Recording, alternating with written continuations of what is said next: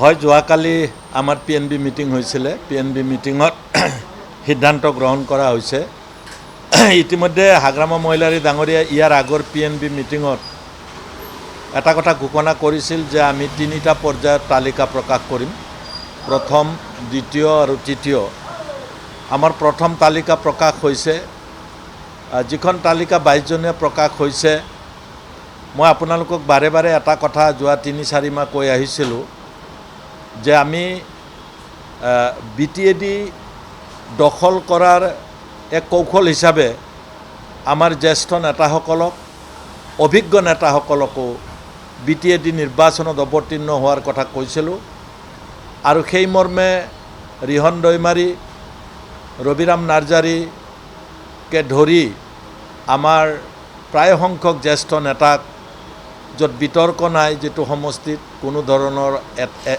কেণ্ডিডেটৰ বিতৰ্ক নাই তেনেকুৱা ঠাইত 22টা আসন আৰু পূৰ্বৰ যি কেইগৰাকী আমাৰ MCLA আছিল তাৰে প্ৰায় কেইগৰাকী যোৱাকালি টিকেট ফাইনেল কৰা হৈছে তাৰ পিছত দ্বিতীয় আৰু তৃতীয় পৰ্যায়ৰ আমি থাকিব আমি আশা ৰাখিছোঁ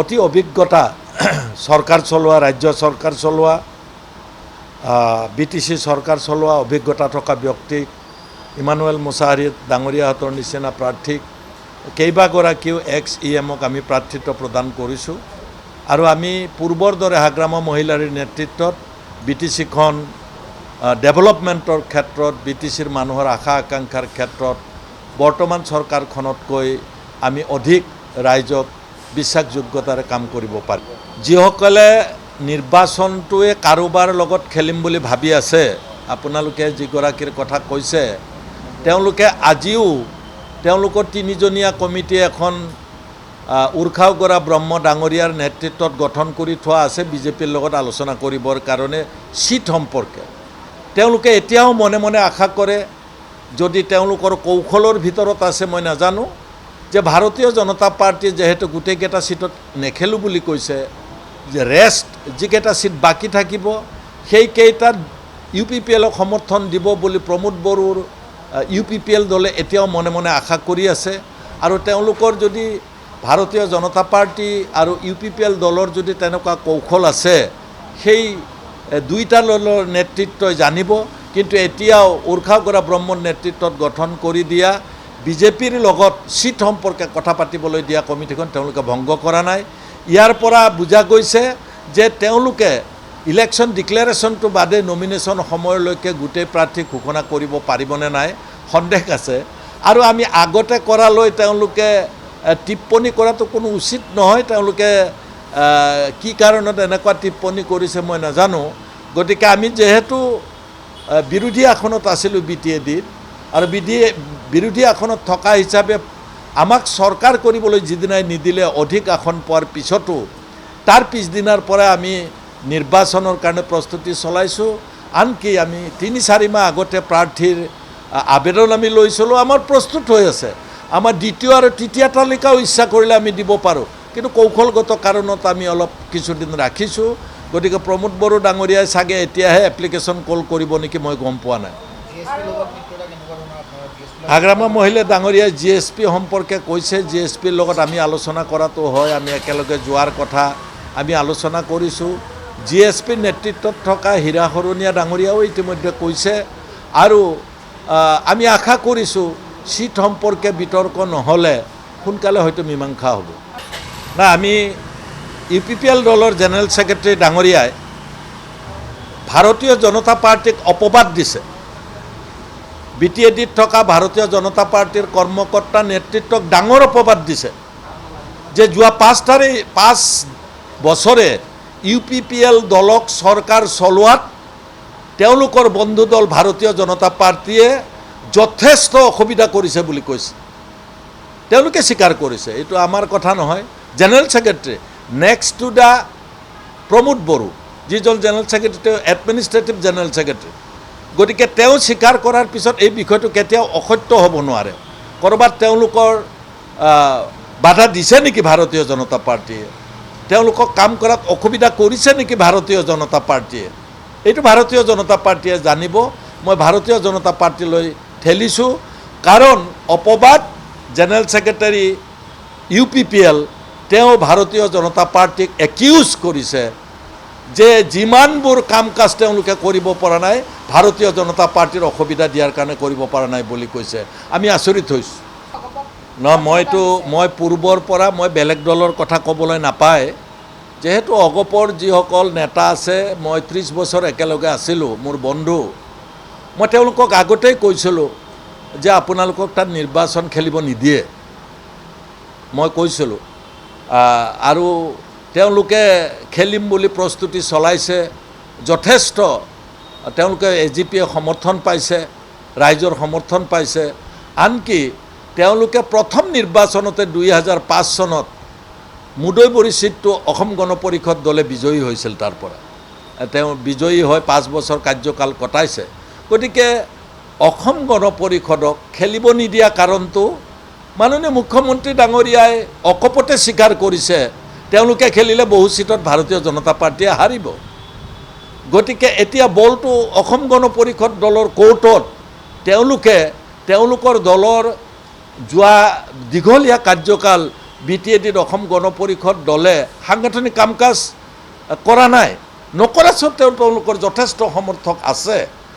আজিৰ দিনটোত তেওঁলোকে আগবাঢ়ি যোৱাৰ পিছত অসম গণ পৰিষদ দলে আঞ্চলিকতাবাদৰ ধ্বজা BTAD এৰিয়াত বজাই ৰাখিব পাৰিবনে নাই তেওঁলোকৰ নেতৃত্বৰ ওপৰত নিৰ্ভৰ কৰিব।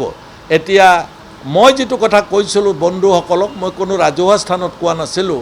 মোৰ বন্ধু কেইবা 4-5 গৰাকীক যিসকল অবজাৰ্ভাৰ হিচাপে তেওঁলোকে গৈছে, মই লাগ পালে কথা বতৰা পাতোঁ, তেওঁলোকে আমি খেলিমেই বুলি কৈছিলে। আজিৰ পিছতহে গণ পৰিষদৰ স্থিতিটো বুজা যাব যে মুদৈবৰীৰ নিচিনা চিটত তেওঁলোকে জিকি গৈছে, সেই চিটটোতো যদি অসম গণ পৰিষদে প্ৰাৰ্থী নিদিয়ে তেতিয়াহ'লে জানিব তেওঁলোকৰ ওপৰত মাননীয় মুখ্যমন্ত্ৰীয়ে কোৱাৰ দৰে সাংঘাতিক প্ৰেছাৰ আছে। ভাৰতীয় জনতা পাৰ্টিৰ বক্তব্য ৰাইজে শুনিছে, আমিও শুনিছোঁ। মুখ্যমন্ত্ৰী ডাঙৰীয়াৰ যি বক্তব্য, নিৰ্বাচন কেতিয়াও বন্ধুত্ব হ'ব নোৱাৰে, বন্ধুত্বপূৰ্ণ হ'ব নোৱাৰে। নিৰ্বাচন যেতিয়াই এটা ৰাজনৈতিক দলৰ বিৰুদ্ধে প্ৰাৰ্থী থিয় কৰায় আন এটা দলে, তেওঁলোকৰ মাজত প্ৰতিদ্বন্দ্বিতা হ'বই। তেওঁ এটা কথা কৈছে যে আমি কোনো ধৰণে ইটো দলে সিটো দলক গালাগালি নকৰোঁ। য়েছ, সেই কথাটো তেখেতে যিটো কৈছে সেইটো হ'ব পাৰে, কিন্তু প্ৰতিদ্বন্দ্বিতা যেতিয়া কৰিব নিজৰ প্ৰাৰ্থীগৰাকীক বিজয়ী কৰাবৰ কাৰণে বিভিন্ন কৌশল সেই ৰাজনৈতিক দলে ল'ব, আনকি বিভিন্ন বক্তব্য তেওঁলোকেও দাঙি ধৰিব লাগিব। এতিয়া আপোনালোকে জানে মাননীয় মুখ্যমন্ত্ৰীয়ে প্ৰত্যেকটা MCLA সমষ্টিত সভা সমিতি কৰা আৰম্ভ কৰিছে, আৰু এই সভা সমিতিসমূহত তেওঁৰ যিবিলাক বক্তব্য, তেওঁ খুব কৌশলপূৰ্ণভাৱে বক্তব্যবিলাক তেওঁলোকে ৰাখিছে। তেওঁ কৈছে যে ইয়াত কোনেও দ্বিতীয় শ্ৰেণীৰ নাগৰিক হৈ থাকিব নালাগে, কিন্তু মই বিচাৰোঁ আমি BPF দলৰ নীতি আৰু আদৰ্শ হৈছে আমি 2005 চনৰ পৰাই তাত নিৰ্বাচনত হিন্দু, মুছলিম, শিখ, জৈন, খ্ৰীষ্টান সকলো জাতি, ধৰ্ম আৰু বৰ্ণৰ মানুহক একেলগে আগুৱাই নিয়াৰ কথা ভাবিছোঁ। আমাৰ BTADত এটাই জনগোষ্ঠী, সেইটো হৈছে আমি সকলোৱে BTC-বাসী, আমাৰ সকলোৰে অধিকাৰ সমান। তাত যদি মুখ্যমন্ত্ৰী ডাঙৰীয়াক স্থানীয়ভাৱে তেওঁলোকৰ দলীয় কৰ্মীয়ে তাত ক্লাছিফিকেশ্যন কৰিছে তাৰ জনতাৰ মাজত, মুখ্যমন্ত্ৰী ডাঙৰীয়াক মিছলিড কৰিছে, আৰু সেই মিছলিডিং বিষয়টোৱে BTADৰ মানুহৰ মাজত প্ৰতিক্ৰিয়া হ'ব যে আমি প্ৰথম শ্ৰেণীৰ নাগৰিক হয় নে নহয়। আমি চবেই সন্দেহ কৰিব। এতিয়া তাত বড়োসকলে সন্দেহ কৰিব, ৰাভা, শৰণীয়া, আমাৰ কোচ ৰাজবংশী, নাথ, যিমান জনগোষ্ঠীৰ বংগভাষী, মুছলমান, চবেই ভাবিব যে কাক দ্বিতীয় শ্ৰেণীৰ নাগৰিক বুলি কৈছে। আমি বড়োসকলো ভাবিব পাৰোঁ আমি দ্বিতীয় শ্ৰেণীৰ নাগৰিক নেকি। আমি গোটেই অসমত আমাৰ বড়োসকলৰ সংখ্যা অতি নগণ্য, সেই ক্ষেত্ৰত আমাকো ক'ৰবাত ক্লাছিফিকেশ্যন কৰিছে নেকি। আমি সব জনগোষ্ঠীয়ে সন্দেহ কৰাৰ থল আছে। গতিকে মুখ্যমন্ত্ৰী ডাঙৰীয়াৰ যিটো বক্তব্য, সেই বক্তব্যটো লোকেলি কোনোবাই তেখেতক কৈছে ইয়াত এনেকুৱা হৈছে, যিসকলে কৈছে তেখেতক মিছলিড কৰিছে, তেনেকুৱা ধৰণৰ কথা এগৰাকী মুখ্যমন্ত্ৰীক লোকেল ভাৰতীয় জনতা পাৰ্টিৰ যিসকল নেতা আছে তেওঁলোকে কিয় কৈছে, মই আজিলৈকে এইটো মোৰ কাৰণে প্ৰশ্নবোধক হৈ আছে। প্ৰমোদ বড়ো ডাঙৰীয়া যিদিনা হাগ্ৰামা মহিলাৰী ডাঙৰীয়াই আমি একেলগে সভা কৰি আজিৰ পৰা মাত্ৰ কেইদিনমান আগত 10 দিনমান আগতে PNB হৈছিলে আমাৰ বৰমাত PNBৰ পৰা ওলাই হাগ্ৰামা মহিলাৰীয়ে কৈছে যে আমি লগ লগাত কোনো আপত্তি নাই, আমি পূৰ্বৰ পৰা লগ লগাতে গোটেই ব্যাখ্যাটো কৰিছে। কিন্তু তাৰ পিছদিনা প্ৰমোদ বড়ো আচৰিত ধৰণে হাগ্ৰামা মহিলাৰীক অপমান কৰা কথা এটা কৈ দিলে। তেওঁৰ মতলব বুজি পোৱা নাই প্ৰমোদ বড়ো কি কথা ক'ব বিচাৰিছে। হাগ্ৰামা মহিলাৰীক তেওঁ অপবাদ দিলে, হাগ্ৰামা মহিলাৰে ৰাতিপুৱা এটা কৈ গধূলি এটা কৈ বুলি তেওঁ কৈ দিলে। তেওঁৰ মতলব নাই আচলতে লগ লগা। তেওঁ এতিয়াও মনে মনে কাৰোবাৰ সমৰ্থন পাম তেনেকুৱা ভাবি আছে আৰু আটাইতকৈ ডাঙৰ ৰাজনীতিটো তেওঁ কৰিব বিচাৰিছে যে তেওঁ লগ লাগিব বিচৰা নাই, তেওঁ কিন্তু BTADত বসবাস কৰা যি জাতীয় সংগঠন আছে সেই জাতীয় সংগঠনসমূহৰ ক'ৰবাত দয়া আৰু মৰম বুটলাৰ কাৰণে জাতীয় সংগঠনসমূহকো মিছলিড কৰি আছে, নহ'লে হাগ্ৰামা মহিলাৰীক ৰাতিপুৱা এটা গধূলি এটা এনেকুৱা অপমানজনক যিজনে আগবাঢ়ি আহিছে লগ লাগিবৰ কাৰণে তেনেকুৱা কথা নক'লেহেঁতেন। জাতীয় সংগঠন 12-13টা জাতীয় সংগঠন লগ লাগিছে, হয় তেখেতসকলৰ নেতৃত্বতে আপুনি যিটো কৈছে। ক'ৰবাত প্ৰমোদ বড়োৱে পুনৰবাৰ নিজৰ ওপৰত বিশ্বাস হেৰুৱাইছে, যে বিশ্বাস হেৰুৱাই তেওঁ বিভিন্ন ধৰণৰ আবুল তাবুল বকিবলৈ লৈছে। আমি আশা ৰাখিছোঁ তেওঁ টেবুলত কোনদিনা আহিছে। প্ৰমোদ বড়ো ডাঙৰীয়া, আপুনি টেবুলত কেতিয়াবা আহিছে জানো? গতিকে আপুনি অপমানজনক বক্তব্য দিয়া বাদ দিয়ক। আপুনি এগৰাকী যদি নিজকে লিডাৰ বুলি ভাবিছে, লিডাৰৰ মৰ্যাদাটো আপুনি ৰক্ষা কৰি চলা ভাল।